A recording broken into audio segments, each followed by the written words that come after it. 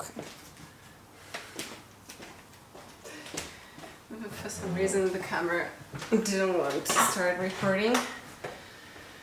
So many obstacles to filming this video today and in general. I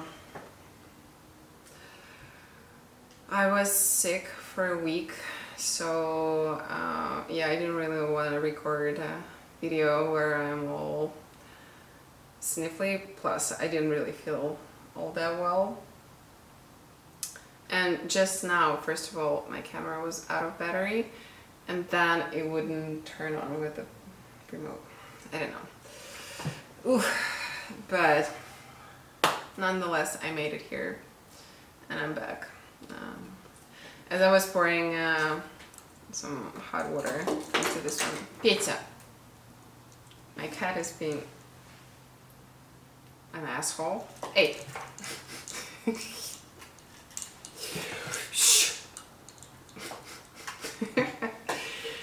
I apologize, I'm not gonna edit it out because I'm not editing my videos, so you're gonna hear him playing with the lights, but yeah, it was...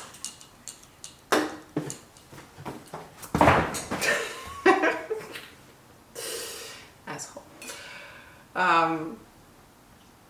As I was adding some hot water to this cup, I looked at the amount of tea bags in it and I was like, is there anybody else out there who is making tea for themselves and they're like, ooh, this is Detox, like one bag is not gonna do it for me.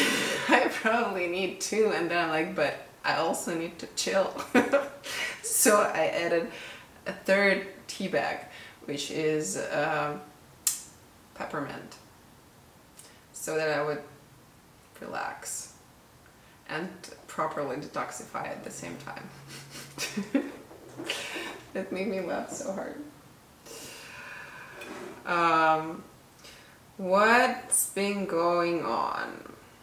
I feel like a lot. It's been 2 weeks that I haven't been checking in, and it's been mostly good. I am happy with emotional and mental progress that I've been making. One of them is actually this. I do have a couple of books that I have been drawing and writing, and it's just like, it's a mix of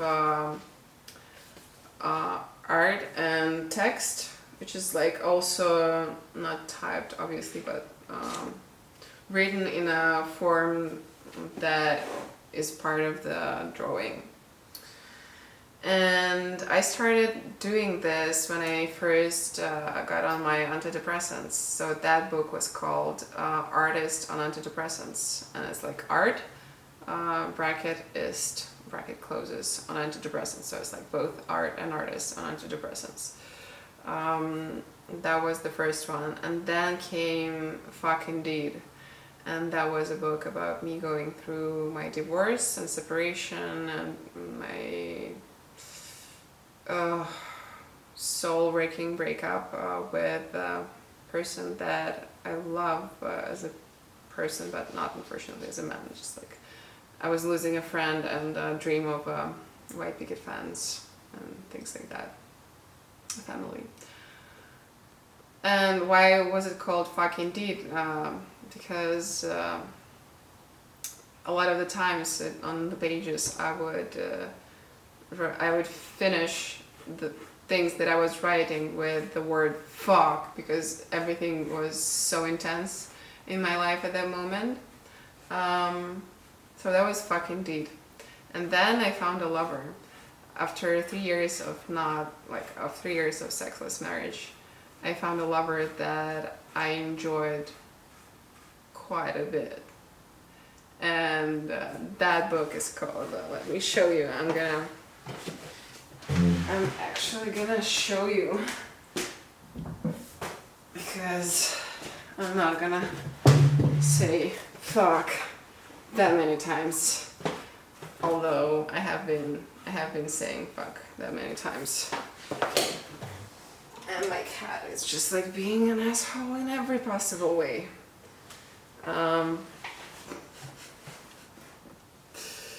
He just wants attention, just like all of us.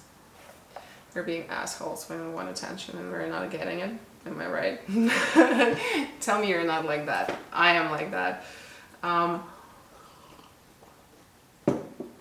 So yeah, this was also all about fuck and fuck and fuck and fucking. It was all about sex. And there are a couple more books in between all of them and this one. This is the last one that I started with my last breakup, and they are untitled still. But this one, as I was drawing in it the other day, I made a drawing that made me laugh so much because it was so ironic. And irony is great. Sarcasm sucks. Sarcasm is weakness.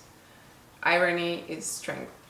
And when I realized that I am once again capable of irony and laughing at myself and the situation that I'm in, and genuinely laughing without any evil afterthought or like nothing evil in the background. Pure kindness, but with humor. And that made me feel so good and so loved by myself that at that moment I realized that this book is going to be about love and not about love for someone else. It's going to be about love for me. My love just for me. All of it. All of the variations, all of the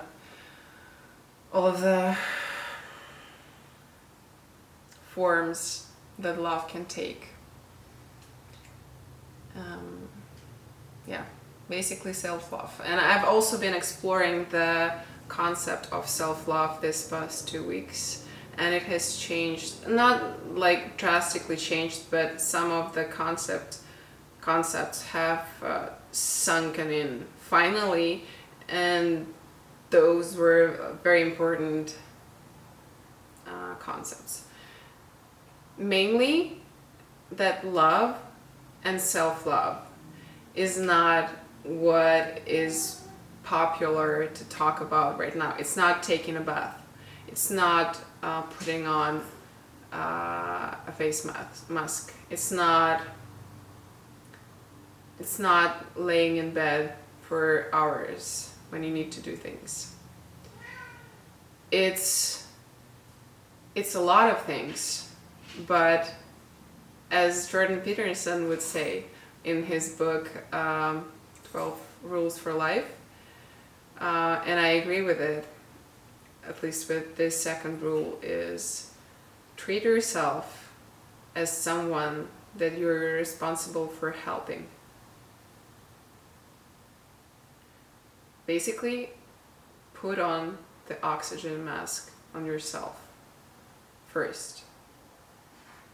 And then deal with all of your other shit. Not in this metaphor, it's not the mask for yourself is meaning do what is important and not necessarily that will be pleasant in the moment. It's not at all about pleasure. It's about happiness. And laying in bed for 2 hours when you know that you have things that need to be done will not make you happy tomorrow or later in that day. It will be the opposite. So don't lay in bed for 2 hours.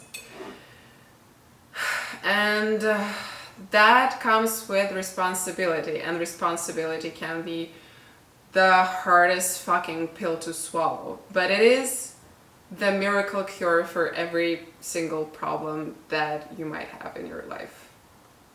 Everything can be solved with taking responsibility, taking control of your perception, your reactions, your actions. Yeah, but it is not easy. Not easy. Hello, Mr. Asshole. Are you gonna show up on the camera? Get over here. This is the culprit of all the noises that has been happening behind the camera. Look in the camera.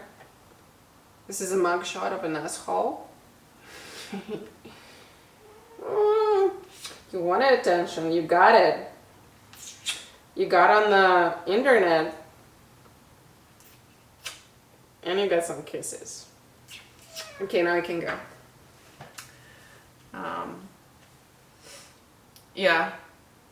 And also the entire week I've been trying to be kind with myself.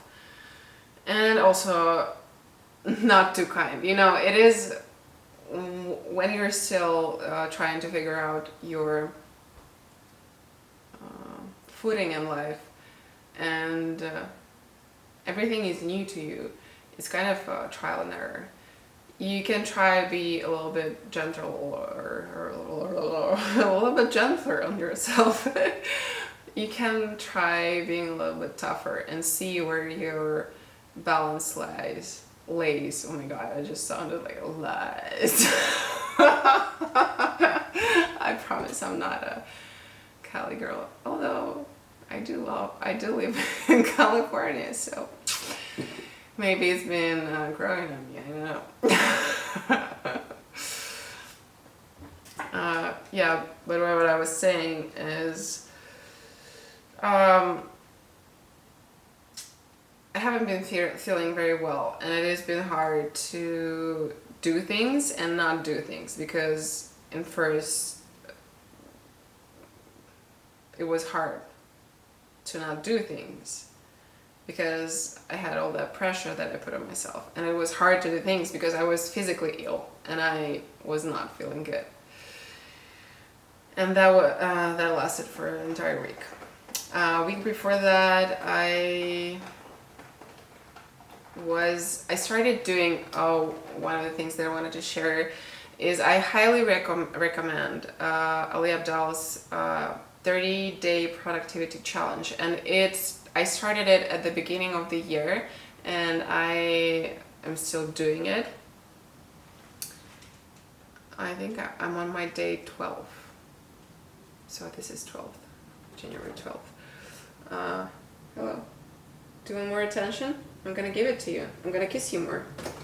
Get over here. One more. Highly recommend doing that. I'll probably include a link to his where you can subscribe to that newsletter, and it aligned so well with the Feel Good Productivity Challenge, also by Ali Abdaal. Really great dude, love him. So many videos that he posts is just like, love you. Highly recommend. I'm sure a lot of you have seen him. He's on YouTube, he's really big and popular, but if you haven't for some reason, but you have seen memes, just like, what are you doing with your life? Go watch Ali Abdaal, he's pretty good. And he's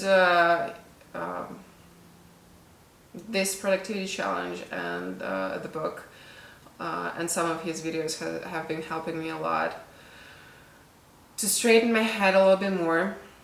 Still straightening it. It's not it wouldn't straighten.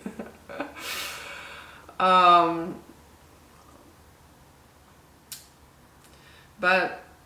yeah, that has been helpful, and I have been kind of slowly getting into the grooves of being more productive, and I love some of his stuff, especially I'm gonna give you a highlight of the 30-day productivity challenge. Three rule or system or something. Basically, how you can organize your day and make it productive. 1 3-hour deep focus task that you need to do, and those are 3 hours of dedicated, uninterrupted work on something that you really need to work on right now, on the highest priority task. 3 smaller tasks that you have been procrastinating on, excuse me, and yeah, you do them after or at whatever time you want, but also include them in your day.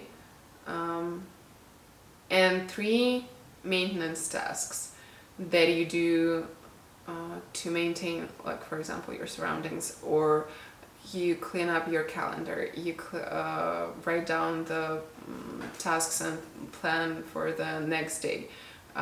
You take time to clean up, like, I don't know, your inbox. Things that take time but don't necessarily do anything towards your goal necessarily, but are contributing to it quite a bit. Because when you go to your desk and it's cluttered, you are not productive, or you take time to clean it. So that sounds like something that I want to try and implement more forcefully with my planning. And one thing that I took away from the last 2 emails that I received in that productivity challenge, which is by email, very convenient, love that. It's setting timers and making tasks more urgent in order to actually complete them. Make them more urgent and look for an accountability. Either by announcing that you're doing something, or by looking for a person who can be your accountability partner. And I think I'm gonna do that as well next week. I'm gonna ask my friend to be the receiver of my daily and weekly check-ins. And it is important that they are daily, because you can be like, oh, it's just the responsibility of checking in after 1 week is a lot lower than when you're like, oh, today she's gonna know, I'm gonna tell this person that I wanted to do this, and I'm gonna send like a report. Like, I wanted to do this and this and this, and I did this and this and this, or I didn't do any of that. How humiliating that would be, or just like how bad would I feel, and how much higher my motivation is gonna be the next time. So yeah, I think that is very important. And setting timers on the tasks also brings, it's just like a game, like, oh, I'm in this very productive, I don't know, I'm Agent 007 or Mission Impossible. I'm just like, I'm gonna steal this task from, I don't know, from depths of unfinished tasks, and I'm gonna steal it from there and put it in the finished pile. That was a great analogy. But yeah, I think this would be it for today.